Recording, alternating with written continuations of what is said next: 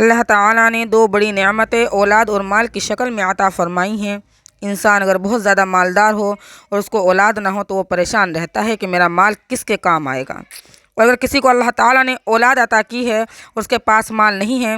تو وہ بھی اولاد کی تعلیم و تربیت اور پرورش کے لیے پریشان رہتا ہے کہ کہاں سے اولاد کے تقاضوں کو پورا کروں۔ معلوم ہوا کہ اولاد بھی بڑی نعمت ہے اور مال بھی اللہ تعالیٰ کی عظیم نعمتوں میں سے ہے،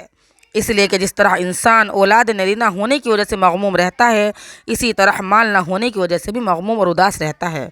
کہ اس کے تقاضے پورے نہیں ہوتے۔ تو یہ جس انسان کو دونوں چیزیں عطا ہو جائیں اس پر اللہ کا خصوصی انعام اور کرم ہوتا ہے۔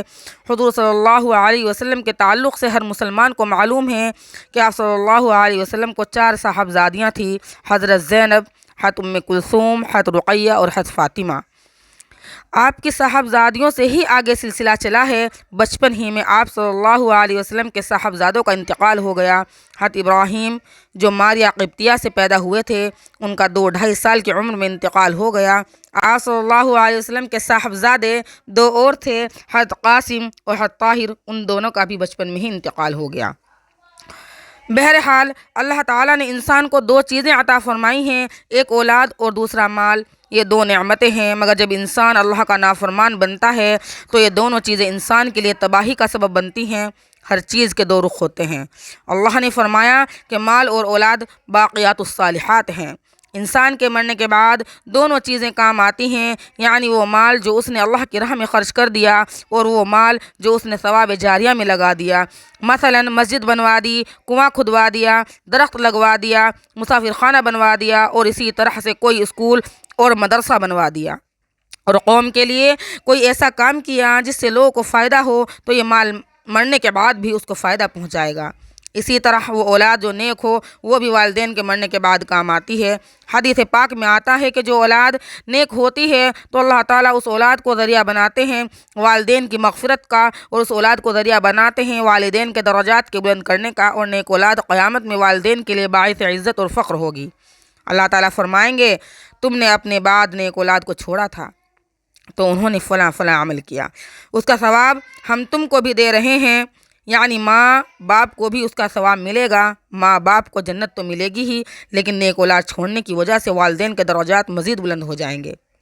اسی لیے فرمایا کہ انسان کو چاہیے کہ اللہ سے اولاد مانگے تو نیک صالح اولاد مانگے، جیسا کہ حضرت ابراہیم علیہ السلام نے دعا کی تھی، رب ہب لی من الصالحین،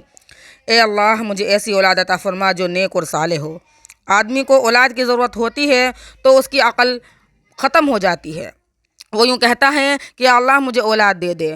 اولاد ہوئی تو نافرمان، پھر روتا پھرتا ہے کہ اولاد نافرمان ہو گئی ہے، پہلے ہی نیک اور صالح کی تمنا نہیں کی، اب رونے سے کیا فائدہ ہوتا ہے۔ نبی صلی اللہ علیہ وسلم کے طریقے پر دعا کی جائے تو اللہ تعالیٰ اولاد میں بھی برکت عطا فرماتے ہیں، اور قرآن کہتا ہے کہ اولاد مانگو تو کہو رب ہب لی من الصالحین، میرے رب مجھے ایسی اولاد عطا فرما جو صالحین میں سے ہو۔ اولاد نیک اور پرہیزگار نہ ہوں تو قرآن کہہ رہا ہے کہ اموالکم و اولادکم فتنہ، تمہارے مال اور تمہاری اولاد فتنہ ہیں۔ مال اللہ کے بتائے ہوئے طریقے پر خرچ نہیں کیا اور اللہ کے بتائے ہوئے طریقے پر نہیں کمایا تو یقیناً وہ مال تمہارے لیے فتنہ ہے، اور اولاد کی صحیح تربیت نہیں کی تو یہی اولاد تمہارے لیے دنیا میں بھی بے عزتی کا سبب بنے گی اور آخرت میں بھی رسوائی کا باعث ہوگی۔ آج ہم دیکھتے ہیں کہ ان دونوں چیزوں میں لوگ اتنے حریص ہیں کہ جس کی حد نہیں ہے۔ آج انسان ان دونوں چیزوں کو حاصل کرنے کے لیے اندھا بن گیا ہے۔ انسان اپنی اولاد کی محبت اور پیار و الفت میں ایسا اندھا بن جاتا ہے کہ یہ بھی بھول جاتا ہے کہ اپنی اولاد کی کس طرح پرورش کرنی ہے۔ بچہ گالی دیتا ہے تو والدین خوش ہوتے ہیں، توتلی آواز میں، توتلی زبان میں گالی دے رہا ہے، اور کہتے ہیں کہ دیکھو یہ بچہ کتنا اچھا بولنے لگا ہے، اور نافرمانی کرتا رہتا ہے، لیکن ہم نظر انداز کرتے رہتے ہیں کہ یہ بچہ بھی نادان ہے، مگر ایسے ہی نظر انداز کرتے کرتے اس کی عادت پختہ ہو جاتی ہے، اور بڑا ہو کر بھی وہ بچہ والدین کا نافرمان بن جاتا ہے تو والدین کی زندگی دوبھر ہو جاتی ہے۔ حضرات صحابہ بچپن سے ہی اولاد کی اچھی تربیت کیا کرتے تھے۔ ایک صحابی اپنی بیوی کے پاس بیٹھے ہوئے ہیں اور مشکل سے 4 سال کا بچہ ان کے پاس بیٹھا ہوا ہے، اس بچے کو چھینک آتی ہے، اور وہ بچہ اپنی ماں سے شکایت کرتا ہے کہ دیکھو امی جان مجھے چھینک آئی ہے، اور ابا جان نے یرحمک اللہ نہیں کہا، تو ماں شکایت کرتی ہے کہ دیکھو تمہارا بیٹا کیا کہہ رہا ہے کہ ابا یرحمک اللہ نہیں کہہ رہے ہیں۔ حدیث میں آتا ہے کہ جب کسی کو چھینک آئے تو چھینکنے والا الحمدللہ کہے گا، اللہ کا شکر ہے، اور سننے والا یرحمک اللہ کہے کہ اللہ تم پر رحم کرے۔ اللہ تبارک و تعالی عمل کرنے کی توفیق عطا فرمائے۔